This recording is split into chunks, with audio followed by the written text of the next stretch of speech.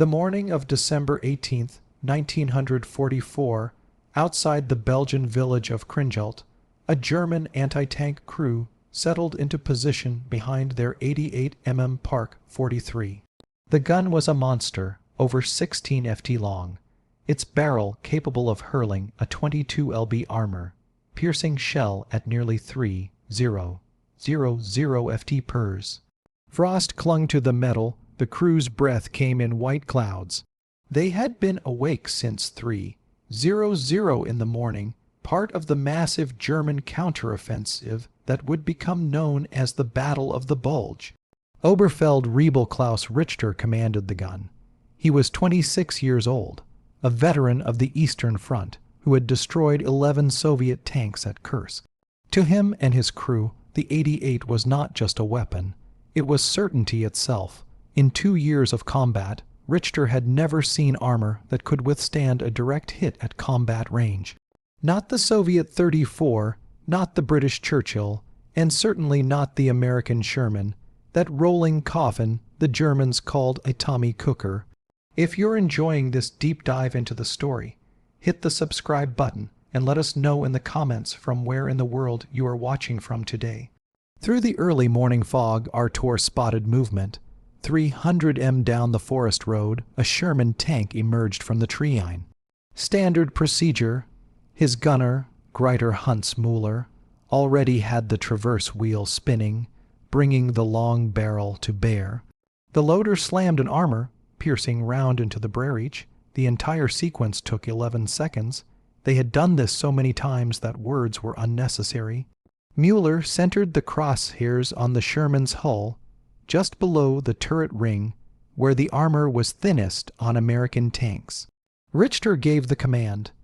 The 88 roared, its concussion rattling equipment and sending a wave of overpressure across the frozen ground. The shell crossed the distance in less than a third of a C. Second, it bounced. The crew saw the bright spark of impact, the shell deflecting upward at a steep angle and disappearing into the gray sky. For a moment no one spoke. Müller blinked through his optics, certain he had misjudged the range or the angle, but the data was correct. 300 m, near perpendicular to the target, a textbook shot. The Sherman kept coming. Artur ordered another round. The loader was already moving, his hands automatic despite the confusion in his mind. The breech clanged shut. Müller fired again. This time they all watched the impact point with absolute focus. The shell struck the Sherman's glasses plate dead center. Again the spark. Again the deflection. The projectile that should have penetrated 4 in of armor and turned the crew inside to fragments simply skipped off the hull like a stone across water. The Sherman's turret began to traverse toward them. What Klaus Richter and his crew did not know, could not have known, was that they were facing one of only 2 154 M4A3E2 assault tanks ever built.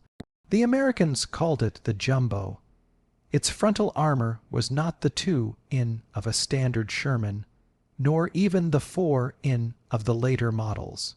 In key areas, accounting for angle and oblique plates, it approached 7 in of hardened steel. The 88 mm Pak 43, the gun that had defined armored warfare on the Western Front, had just met its match. The question was not whether the crew would survive the next 30 seconds. The question was how many other German gunners would face this impossible Sherman before someone in intelligence believed them. To understand the shock of that moment outside Krinkelt, one must understand what the 88 mm gun meant to the German Wehrmacht. It was not simply a weapon. It was a philosophy made steel, the physical manifestation of German tactical superiority that had defined 3 years of armored combat. The Flak 18, the original 88, had been designed in the early 1930s as an anti-aircraft gun. Its high muzzle velocity, necessary to reach bombers at altitude, gave it extraordinary penetrating power against ground targets. During the Spanish Civil War, German Condor Legion crews discovered they could destroy Republican tanks with ease. The lesson was not lost on Wehrmacht planners. By 1940, the 88 had been adapted for dedicated anti-tank work. The Pak-43, introduced in 1943, pushed performance even further. Its tungsten core ammunition could penetrate 6 in of armor at 1,000 m. At typical combat ranges of 3 to 500 m, it could defeat any Allied tank in service. British Churchills, with their thick infantry support armor, were vulnerable. Soviet 34s, praised for their slope design, offered no protection, and American Shermans were, by all accounts, death traps. If you're enjoying this deep dive into the story, hit the subscribe button and let us know in the comments from where in the world you are watching from today. The statistics were brutal and well documented. A 1944 U.S. Army study found that German 88 mm guns accounted for roughly 30% of all Sherman losses in Normandy, despite representing less than 10% of German anti-tank weapons. The gun's effective range exceeded 2,000 m, allowing German crews to engage Allied armor before American 75 mm guns could respond. The kill-to-loss ratio was devastating. For every 88 mm anti-tank gun destroyed, German crews claimed an average of 7 Allied tanks. German crews knew these numbers. More importantly, they felt them. The confidence that came from operating the 88 was absolute. Training emphasized this superiority. Gunnery instructors taught that the only challenge was hitting the target, not penetrating it. Doctrine assumed that any Allied tank, once struck, was destroyed. After action reports reinforced this assumption month after month, battle after battle, this psychological certainty extended beyond the gun crews themselves. German infantry knew that if an 88 was in position, Allied armor could not advance. Commanders built defensive plans around the gun's capabilities, positioning them at key crossroads and along likely approach routes. The mere presence of an 88, even if camouflaged and silent, could halt an Allied advance. Tankers feared them. Intelligence officers hunted for them. Artillery prioritized their destruction. By late 1944, as Germany's situation grew desperate, the 88 represented one of the few technological advantages the Wehrmacht still possessed. German tank production lagged far behind Allied output. The Panther and Tiger tanks, though formidable, were complex and prone to mechanical failure. But the 88, whether mounted on a tank destroyer or used as a towed anti-tank gun, remained reliable, effective, and psychologically dominant. American tankers called them murder guns. British crews referred to them as widow makers. Soviet reports described positions defended by 88s as death zones. The gun had earned these names through 3 years of consistent performance. It had destroyed more Allied armor than any other German weapon system. And in December of 1944, as the Wehrmacht launched its final desperate offensive in the Ardennes, the 88 crews rolled forward with the confidence of men who had never been proven wrong. That confidence was about to shatter. While German gunners operated with supreme confidence, American tank crews entered combat in 1944. Burdened by a very different psychology, they climbed into their M4 Sherman tanks, knowing with statistical certainty that they were outmatched. The Sherman was not designed to fight German heavy armor. It was designed to be produced in quantities that German industry could never match. This was sound strategic doctrine, but it provided little comfort to the men inside the steel boxes. The Sherman's frontal armor, in its most common variant, measured 2 in on the hull and 3 in on the turret. Later models, like the M4A1 with the 76 mm gun, increased this to approximately 4 in on the glacis plate when accounting for its 47 degrees slope.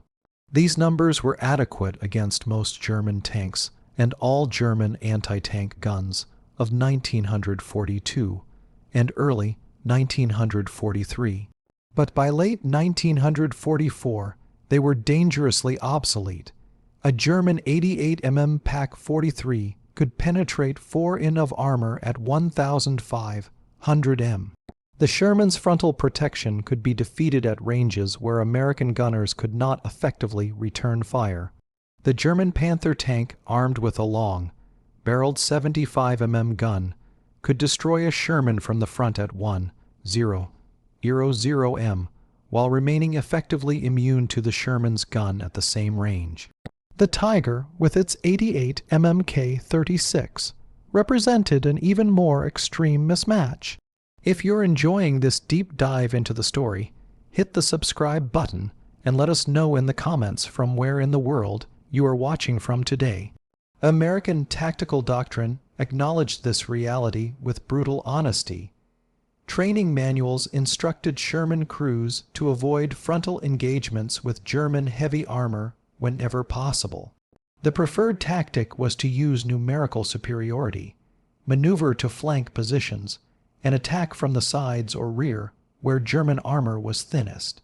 Official doctrine suggested that it took 5 Shermans to reliably destroy 1 Panther. Crews shortened this to a grim joke: 4 Shermans to distract the Panther, 1 to get around behind. The nickname, Ronson or Tommy Cooker, reflected the Sherman's tendency to catch fire when penetrated.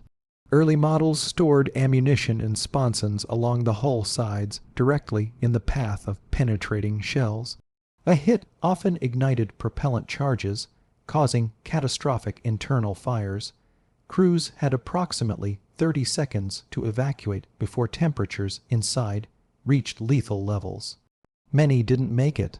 Later variants moved ammunition storage below the turret basket and added water jackets for fire suppression, but the reputation persisted. Casualty statistics reinforced these fears. A 1944 study by the 3rd Armored Division found that 62% of tank crew casualties occurred in the first 30 days of combat.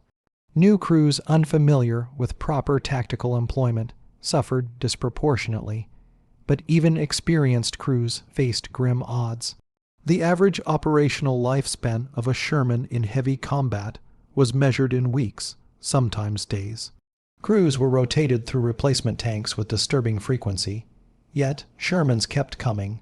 American industrial capacity produced nearly 50 M4 variants during the war. German factories managed approximately 6,000 Panthers and 1,300 Tigers in the same period. The Sherman's mechanical reliability, ease of maintenance, and logistical simplicity meant that American armor formations could sustain operations indefinitely. German heavy tanks, though superior in firepower and protection, spent more time awaiting spare parts than engaging the enemy. This created a paradox in American armor doctrine. Strategically, the Sherman was winning the war through sheer numbers and sustainability. Tactically, individual crews faced terrifying odds every time they encountered German heavy weapons. The tankers who fought in Normandy, who pushed through the hedge and engaged Panthers at point-blank range, understood that their survival depended not on armor, but on speed, concealment, and hope that the next German gun would miss. Into this environment, in the summer of 1944 arrived 254 tanks that broke every assumption about American armor. They were Shermans in name and silhouette, but their armor protection rivaled German heavy tanks. The designation was M4A3E2. The crews simply called them jumbos, and for reasons rooted in secrecy, limited production, and rush deployment, German intelligence never learned they existed until it was far too late. The M4A3E2 assault tank emerged not from deliberate planning, but from desperate necessity recognized in the spring of 1944. As Allied planners prepared for the invasion of Normandy, intelligence reports painted a concerning picture. German forces had fortified the French coast with extensive defensive works, concrete bunkers, reinforced strong points, and layered anti-tank obstacles. Breaking through these defenses would require armor capable of leading infantry assaults, while absorbing punishment that would destroy standard tanks. The problem reached the desk of Major General Gladon Barnes, Chief of the Army Ordnance Department's Research and Development Service. His solution was elegantly simple. Take the proven Sherman chassis and add as much armor as the suspension could physically bear. No radical redesign, no lengthy testing period, just raw additional steel welded onto existing hulls. The Fisher Tank Arsenal in Grand Blanc, Michigan, received the contract in May of 1944. Engineers calculated that the M4A3 chassis with its Ford Gaia V8 engine producing 500 horsepower could support an additional 9 tons of armor without catastrophic mechanical failure. The base hull armor was doubled. The glacis plate received an additional 1/2 in of face hardened steel, bringing total thickness to approximately 5/1/2 in at a 47 degrees angle. This created an effective thickness of roughly 7 in against direct fire.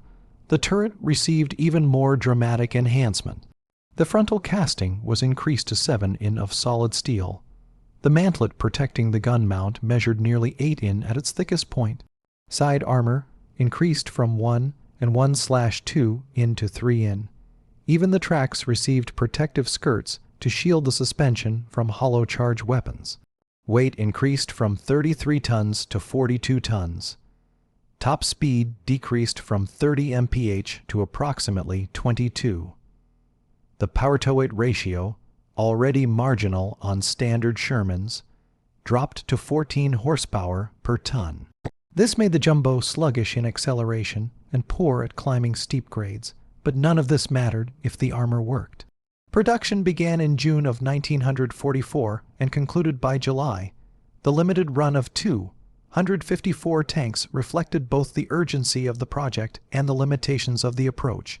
Each jumbo required approximately 12 tons of additional steel at a time when every pound of armor plate was allocated to competing priorities. The decision was made to produce a small number of specialized assault tanks, rather than marginally improve a larger fleet. The initial 75 mm M3 gun was retained, a decision that would prove controversial. Ordnance officers argued that the jumbo's role was to absorb fire and create breaches, not engage enemy armor at long range. The shorter, lower velocity 75 had better high explosive performance for bunker busting. But this meant that jumbo crews possessed extraordinary protection while carrying a gun inadequate for the heavy German tanks they would inevitably encounter. The first jumbos reached Europe in late July of 1944, weeks after the Normandy landings. They were distributed in small numbers across multiple armored divisions, rather than concentrated in dedicated units. The 2nd Armored Division received 30, the 3rd Armored Division received 34, the 4th Armored Division, which would later spearhead Pattern's drive across France, received 22. This dispersal meant that most American tankers never saw a jumbo. Most German intelligence officers never captured one intact. Crucially, no formal doctrine existed for employing the jumbo. Company commanders received tanks with armor specifications that seemed almost fantastical, but no training on how to exploit them. Some used jumbos as spearheads for urban assault. Others positioned them as mobile pill boxes in defensive positions. A few enterprising commanders placed them at point in column advances, trusting the armor to survive the first German ambush and reveal enemy positions. The crews themselves were standard Sherman tankers, not specially selected or trained. They learned their tanks' capabilities through trial and error, often under fire. The weight difference was immediately apparent. The jumbo accelerated slowly, struggled in mud, and consumed fuel at an alarming rate. But in direct combat, the armor performed beyond expectations. Crews reported hits from German anti-tank guns that would have destroyed standard Shermans, but merely left dents and scorch marks on the jumbo's hull. Word spread informally through the ranks. Certain Sherman tanks identical in silhouette to standard models, were nearly invulnerable from the front, but the information remained anecdotal, confined to American formations. German intelligence, already overwhelmed by the collapse of France and the need to track hundreds of Allied units, never identified the jumbo as a distinct variant requiring special tactical consideration. The failure of German intelligence to identify the jumbo Sherman represents one of the war's most consequential oversights. It was not the result of incompetence, but rather the natural consequence of a military intelligence apparatus that had been systematically degraded by 3 years of losses, strategic overextension, and the cumulative effects of Allied counterintelligence operations. By late 1944, German military intelligence, the FMD West, or Foreign Armies West, operated under conditions of near blindness. The Abwehr, Germany's military intelligence service, had been compromised by Allied double agents and absorbed into the SS earlier that year. Long-range reconnaissance aircraft, essential for gathering tactical intelligence on Allied movements, had been swept from the skies by overwhelming Allied air superiority. The Luftwaffe could barely protect German cities, much less conduct systematic reconnaissance of Allied rear areas where new equipment would first appear. Human intelligence networks in England and France had been systematically dismantled. The success of Operation Fortitude, the Allied deception plan for D-Day, demonstrated just how thoroughly German intelligence had been penetrated and manipulated. Officers who had once confidently assessed Allied capabilities now operated on fragments, rumors, and outdated information. They knew the Americans were producing tanks in vast quantities. They knew the British were introducing new variants with improved guns, but the details, the specifications that would allow tactical adaptation, remained elusive. The jumbo's limited production numbers worked in favor of secrecy. 254 tanks represented less than 1/2 of 1% of total Sherman production. Distributed across multiple divisions on a front that stretched from the Swiss border to the North Sea, they appeared with such rarity that initial sightings were dismissed as anomalies. A German anti-tank crew reporting that an 88 mm shell had bounced off a Sherman was more likely to be accused of missing the target than believed to have encountered a new variant. Moreover, the jumbo's external appearance closely matched standard Shermans, unlike the British Churchill or the Soviet Is-2, which were visually distinct heavy tanks. The jumbo retained the familiar Sherman silhouette. At combat ranges of 300 to 500 m, often through smoke, vegetation, or poor weather, German gunners had seconds to identify targets. The training that had served them well for 3 years, Sherman equals thin armor equals easy kill, now betrayed them. The few jumbos that were destroyed and examined provided misleading data. If a jumbo was knocked out by a hit to the side or rear, where armor remained relatively thin, examiners would note standard Sherman construction. If a jumbo was disabled by mechanical failure or abandoned, stripping crews prioritized weapons, optics, and radio equipment over carefully measuring armor thickness. The incremental nature of the armor increase meant that field measurements might show variations without revealing the systematic enhancement. German tactical doctrine compounded the problem. By late 1944, Wehrmacht defensive tactics emphasized mobility, ambush, and withdrawal over static positions. Anti-tank guns were positioned to engage flanks and rears, not to fight frontal duels. When a jumbo did appear and survive frontal hits, German crews often assumed they had misjudged the angle or range rather than questioning their fundamental assumptions about American armor. The absence of captured documents proved critical. Allied security classifications kept jumbo specifications tightly controlled. Unlike standard Shermans, whose technical manuals had been captured throughout 1943 and 44, no jumbo manual fell into German hands. American crews were instructed to destroy documentation if capture seemed imminent. The few jumbos lost intact were typically recovered by American forces before German intelligence teams could conduct thorough examinations. Perhaps most significantly, the timing of the jumbo's deployment coincided with Germany's broader strategic collapse. In the summer and fall of 1944, German forces were reeling from catastrophic losses in Operation Bagration on the Eastern Front. The collapse of Army Group Center, the failed Fallets pocket in France, and the loss of Romania's oil fields. Intelligence resources focused on identifying threats to Germany's survival, Soviet offensives, Allied airborne operations, and the anticipated invasion across the Rhine.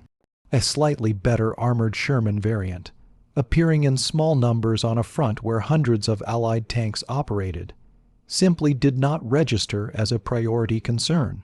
Intelligence summaries from September through November of 1944 make no mention of enhanced Sherman armor. Tactical bulletins warned of improved Allied anti-tank weapons and air superiority, but continued to assess American tanks as vulnerable to German anti-tank guns at standard combat ranges. This intelligence failure created a profound psychological weapon. When German crews encountered jumbos and watched their rounds bounce, they experienced not just tactical surprise, but cognitive dissonance. The 88 mm gun, the weapon that had never failed them, suddenly appeared unreliable. Crews questioned their own competence. Had they loaded the wrong ammunition? Was the gun defective? The alternative, that American armor had achieved par with German heavy tanks, seemed impossible. By the time German intelligence began receiving consistent reports of heavily armored Shermans in December of 1944, the Battle of the Bulge had begun. In the chaos of Germany's final offensive, with entire divisions cut off and communications fragmentary, systematic intelligence gathering became impossible. Individual units adapted as they could, but no army-wide tactical directive addressed the jumbo threat. The gap between reality and German expectations would persist until the war's end. The full psychological impact of the jumbo Sherman crystallized during the opening days of the Battle of the Dyn, your Bulge, when German tactical assumptions collided with American armor that refused to behave according to doctrine. The engagement outside Krinkelt was not isolated. Across the Ardennes front, from Mancha in the north to Echternach in the south, 88 mm crews faced a bewildering new reality. On the morning of December 17, 1944, elements of the 1st SS Panzer Division encountered jumbos from Company B, 33rd Armored Regiment, 3rd Armored Division, near the Belgian town of B. Hanbach. The German force included 5 Tiger tanks and multiple Park 43 anti-tank guns positioned to ambush American reinforcements moving toward the breakthrough sector. The ground favored the defenders, open fields with minimal cover, forcing Allied armor to advance along predictable routes.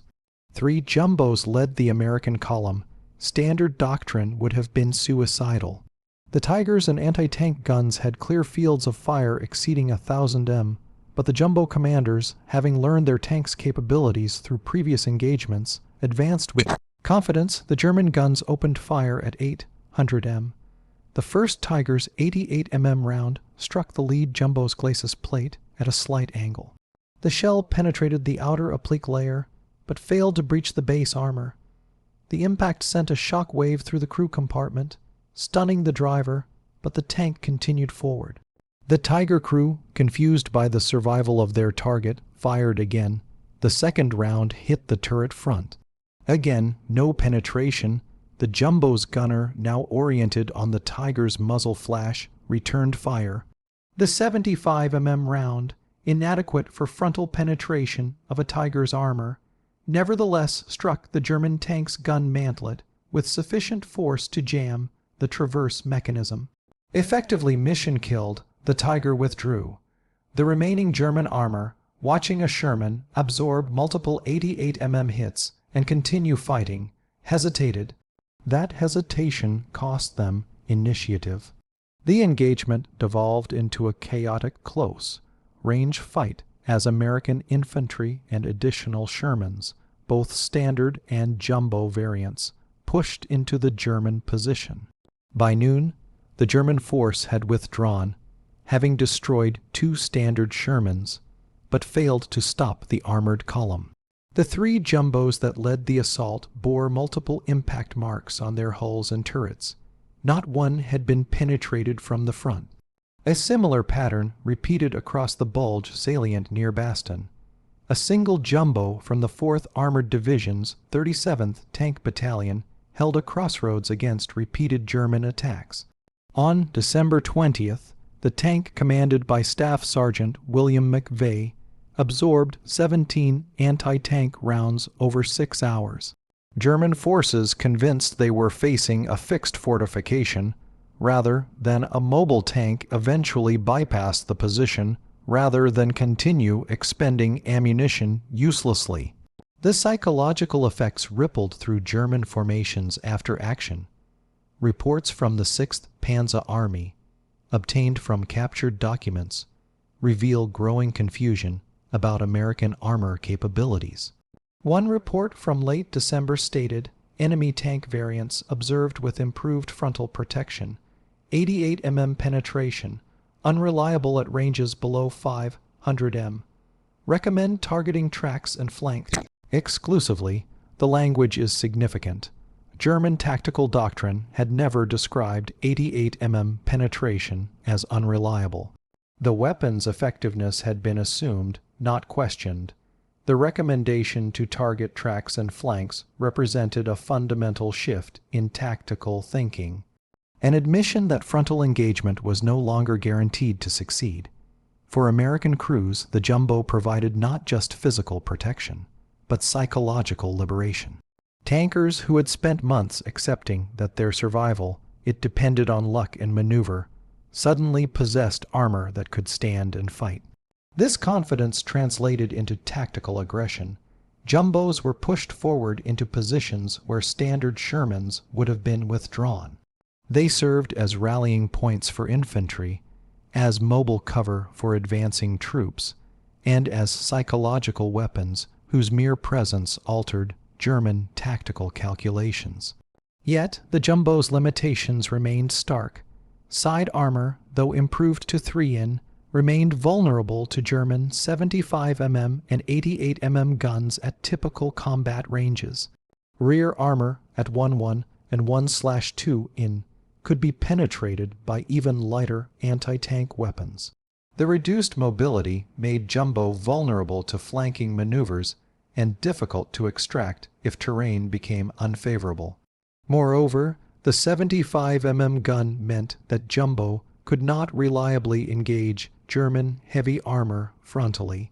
A jumbo facing a Tiger or Panther in open terrain possessed armor superiority, but firepower inferiority. The engagement became a test of nerves. Could the jumbo close to point-blank range, where the 75 might find weak points in German armor? Or would the superior German gun eventually land a side or turret shot that negated the jumbo's protection? The answer depended on terrain, crew skill, and often pure chance. But the fact that such engagements became tactical puzzles rather than certain American losses represented a revolutionary shift. For 3 years, American armor doctrine had accepted inferiority in individual tank versus tank combat. The jumbo, in limited numbers and with significant compromises, challenged that assumption. Not enough to change the war's outcome, but enough to change how tankers fought and how German gunners aimed.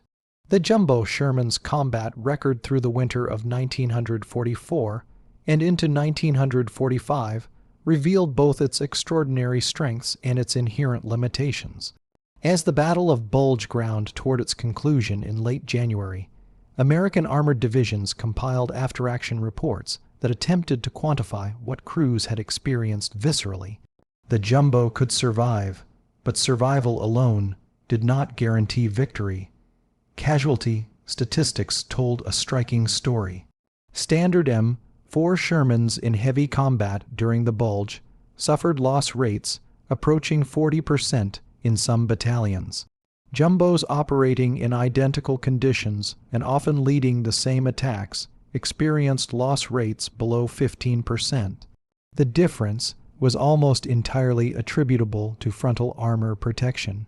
When jumbos were knocked out, post-battle analysis consistently showed hits to sides, rear, or catastrophic mechanical failure rather than frontal penetration. But these numbers concealed a more complex tactical reality.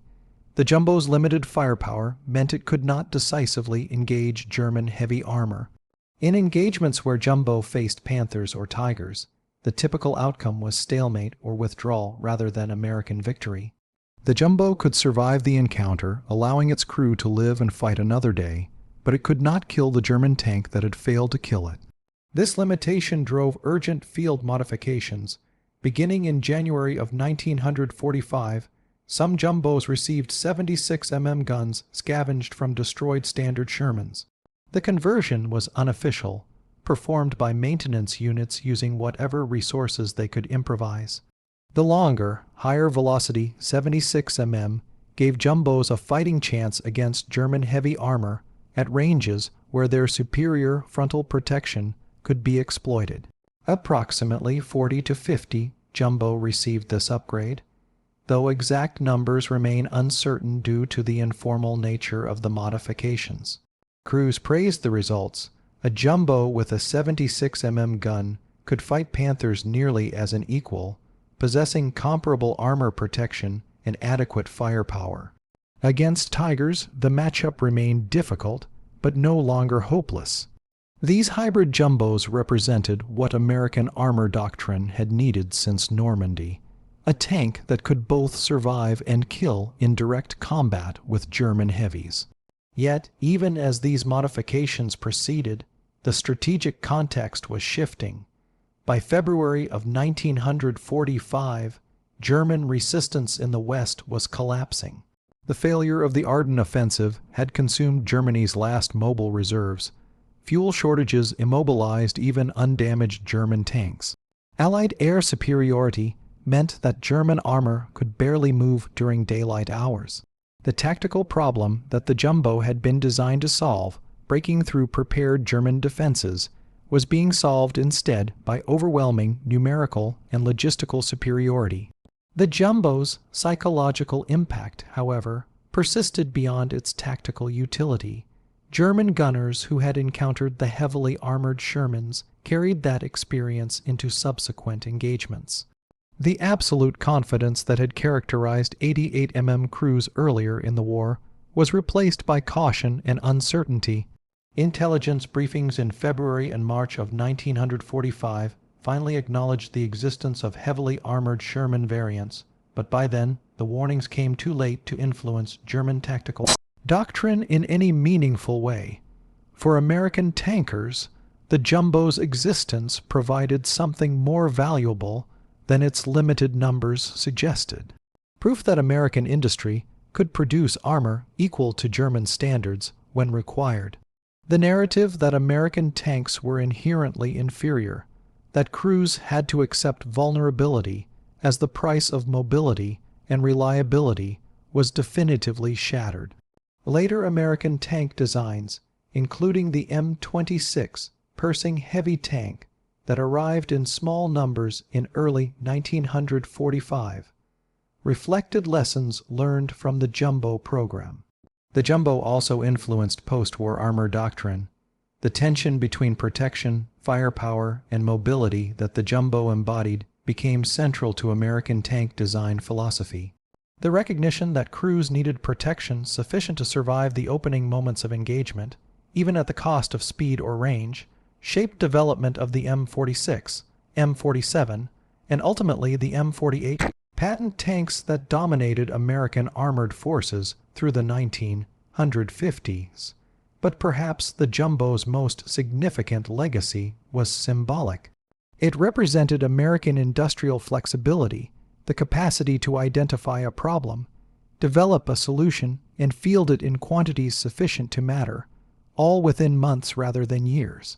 The fact that only 254 were built might seem insignificant against total Sherman production exceeding 49,000, but those 254 tanks appeared exactly when needed, performed exactly as required, and survived at rates that saved hundreds of American lives.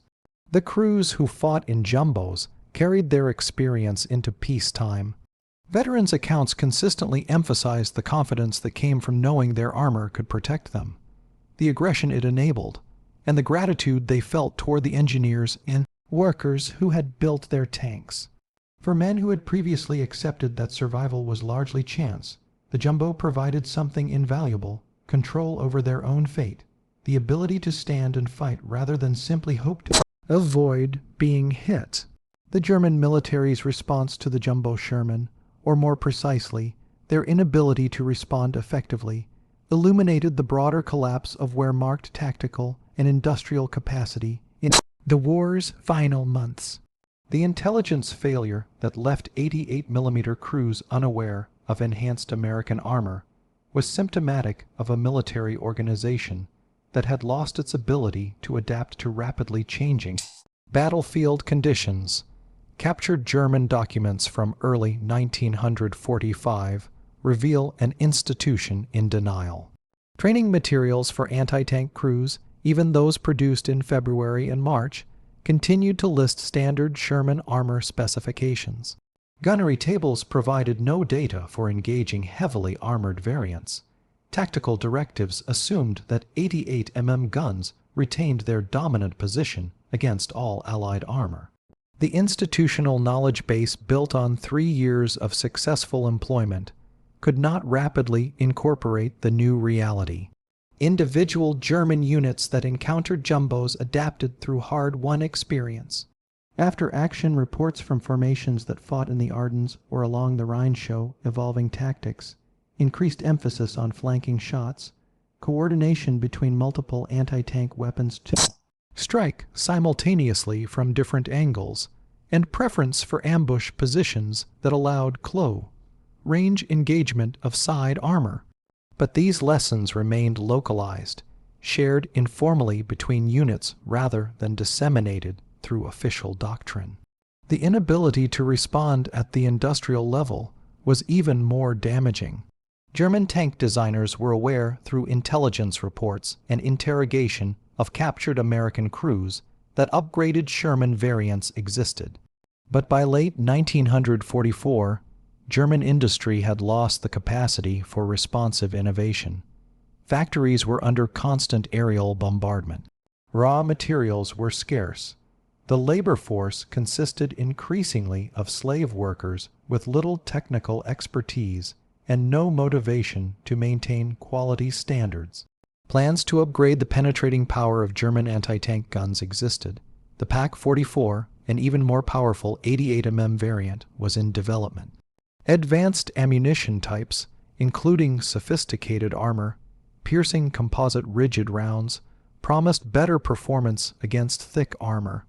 But none of these improvements reached frontline units in meaningful quantities. The factories that should have been producing them were rubble. The rail networks that should have been distributing them were paralyzed by Allied air interdiction. This industrial paralysis meant that German anti-tank crews in March and April of 1945 were fighting with essentially the same weapons and ammunition they had used in 1943. The 88mm gun that had dominated battlefields for 3 years was now in specific circumstances against specific targets inadequate for Wehrmacht troops who had relied on technological superiority to offset numerical disadvantage. This represented a psychological catastrophe. German veteran accounts from the war's final months frequently mention encounters with American tanks that could not be destroyed from the front. The language is significant. Rather than identifying a specific tank variant, veterans described a general phenomenon, a breakdown in the reliable correlation between hitting and killing that had characterized earlier combat. This suggests that even crews who encountered Jumbo never fully understood what they were facing, viewing it instead as random bad luck or equipment failure rather than a systematic American capability. The psychological impact extended beyond anti-tank crews. German infantry, whose willingness to hold defensive positions often depended on confidence that supporting 88 guns could stop Allied armor, began to waver when that assumption proved unreliable. If American tanks could survive hits from the murder guns, if they could advance despite concentrated anti-tank fire, then defensive positions became traps rather than fortresses. This erosion of confidence contributed to the Wehrmacht's rapid disintegration in the West during March and April of 1945. Units that might have fought stubbornly in 1943 or 44, confident in their weapons and tactics, instead chose withdrawal or surrender. The Jumbo's role in this collapse was indirect but measurable. It was not the armor itself that broke German resistance, but rather the realization that even Germany's most reliable weapons system could fail. Post-war German military analysis conducted by former Wehrmacht officers working with American military historians acknowledged the Jumbo as a significant tactical surprise. Reports noted that the failure to identify and adapt to enhanced American armor represented a broader failure of German military intelligence and industrial responsiveness. The recognition that 254 tanks could create disproportionate psychological effects through surprise and local superiority influenced Cold War-era discussions of military deception and the importance of technological surprise. For the 88 crews specifically, men like Oberfeld Rail Klaus Richter, who survived the war. The memory of rounds bouncing off Sherman hulls remained vivid decades later. In interviews conducted in the 1960s and 70s, veterans consistently described the shock and disbelief of watching their most reliable weapon fail. Some questioned whether they had been given defective ammunition. Others wondered if their guns had been sabotaged. The alternative, that American industry had quietly fielded superior armor in sufficient numbers to matter, challenged their understanding of the war they had fought. The Jumbo thus became part of the broader narrative of German military decline, a symbol of how tactical excellence and superior equipment could be negated by industrial capacity, strategic surprise, and the cumulative effects of prolonged warfare. It was not a decisive weapon that changed the war's outcome, but it was a telling weapon that revealed how far German advantages had eroded and how completely American industrial and tactical adaptation had closed gaps that once seemed insurmountable. The story of the Jumbo Sherman concludes not with statistics or tactical analysis, but with the men who crewed them and the men who faced them. The 254 tanks produced between June and July of 1944 carried approximately 270 American tankers into combat. The majority survived the war, a survival rate dramatically higher than their counterparts in standard Shermans. This simple fact represents lives saved, families spared grief, futures that continued beyond 1945. Staff Sergeant William McVeigh, who held a crossroads near Baston for 6 hours while his Jumbo absorbed 17 hits, returned to Pennsylvania after the war. He worked as a machinist for 37 years, raised 4 children, and rarely spoke of his combat experience. When he did in interviews conducted in the 1980s, he focused not on heroism, but on relief, the profound gratitude he felt for armor that protected him when protection had seemed impossible. His story was repeated hundreds of times. Jumbo crews returned home with a different psychological burden than their fellow tankers. They had survived not through luck or evasion, but through engineering and steel. The survivor's guilt that plagued many combat veterans was tempered by the knowledge that their protection had been real. Their survival earned through American industrial capacity rather than random chance. This distinction, subtle but significant, affected how jumbo veterans processed their wartime experiences. The German crews who faced jumbos and survived carried different memories, the shock of watching rounds bounce. The moment when doctrine failed and training proved inadequate remained traumatic. Some, like Klaus Richter, spent years questioning their own competence, wondering if they had somehow failed in that moment outside Krinkelt. Only decades later, when historians revealed the jumbo's specifications and limited production, did veterans understand that their weapons had not failed through defect or incompetence, but had simply encountered armor beyond their capacity to penetrate. This revelation brought its own psychological complexity. Relief that they had not failed personally, mixed with bitterness at the intelligence failure that left them unprepared. The recognition that American industry could produce such tanks in quantities sufficient to matter. While German factories struggled to maintain production of existing designs, reinforced the narrative of inevitable defeat that many German veterans carried into peacetime. The jumbo's place in historical memory evolved over decades. Immediately post-war, it was overshadowed by the arrival of the M26 Persing and the broader narrative of American armor development. Military histories published in the 1950s barely mentioned it, focusing instead on the mass-produced standard Sherman and the dramatic but limited Persing deployments. The jumbo seemed a footnote, an interesting variant that appeared too late and in too few numbers to matter. This assessment shifted in the 1970s and 80s as historians gained access to German documents and conducted extensive interviews with veterans from both sides. The cumulative weight of accounts describing jumbos surviving hits that should have been fatal, the tactical adaptations their presence forced, and the psychological impact they created led to reassessment. The jumbo emerged as a case study in how small numbers of superior equipment, properly employed and benefiting from surprise, could achieve effects disproportionate to their quantity. Modern armor historians recognize the jumbo as a transitional design, a bridge between the mass-produced medium tank philosophy that dominated American doctrine through 1944 and the heavy tank doctrine that would emerge in the Cold War. Its compromises, trading mobility for protection while retaining inadequate firepower, illustrated the difficulty of balancing the three fundamental characteristics of tank design. But its success in the role for which it was designed, absorbing fire and leading assaults, validated the concept of specialized variants within a common chassis family. The jumbo also serves as a reminder that technological surprise, even on a small scale, can create strategic effects. 254 tanks could not change the war's outcome, but they could change how battles unfolded, how crews fought, and how many men survived to go home.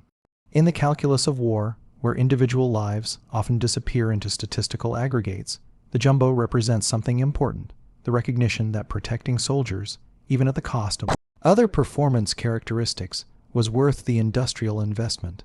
The final jumbo combat action occurred in late April of 1945 as American forces pushed into southern Germany. A single jumbo from the 4th Armored Division, its hull scarred with dozens of impact marks accumulated over 9 months of combat, led a column into the town of Regensburg. German resistance was minimal. The war would end within 2 weeks. The crew, exhausted and emotionally numb, parked their tank in the town square and waited for orders that never came. The war simply ended around them. That jumbo survived the war intact. It was eventually shipped back to the United States, used briefly for training and then scrapped in the 1950s as American armor doctrine moved toward newer designs. No complete original jumbo exists in museums today, though a few modified versions survive. The tanks that absorbed punishment meant to kill, that saved lives through steel and engineering, were cut apart and melted down. Their metal recycled into peacetime products, but the memory persists in the accounts of veterans who crewed them and faced them. In the after-action, reports that documented their improbable survival, in the photographs that show Sherman silhouettes bearing impact marks that should have meant death. The jumbo Sherman was not the tank that won the war, but it was the tank that proved American armor could stand and fight, that protection was possible, and that industrial capacity, rapidly applied to urgent problems, could save lives, even in war's final, desperate months. Back outside Krinkelt on that December morning in 1944, Oberfeldwebel Klaus Richter watched the impossible Sherman's turret traverse toward his position. His crew was already preparing to displace, to relocate, and try again from a different angle. The 88 mm gun that had never failed them had just failed twice. The doctrine that had sustained them for 3 years had shattered in 30 seconds. The war would continue for 5 more months, but in that moment the certainty was gone. They had encountered something new, something their training had not prepared them for, something German intelligence had never warned them about. They had encountered 7 in of American steel, and they had learned too late that the age of the 88's dominance was ending. The jumbo had done exactly what it was designed to do. It had survived, and in surviving, it had revealed a new truth about the war, that American industry, when focused and urgent, could produce armor equal to Germany's best. Not in overwhelming numbers, not soon enough to change the war's outcome, but enough to matter to the men who climbed inside those tanks and came home alive. Thank you for watching. For more detailed historical breakdowns,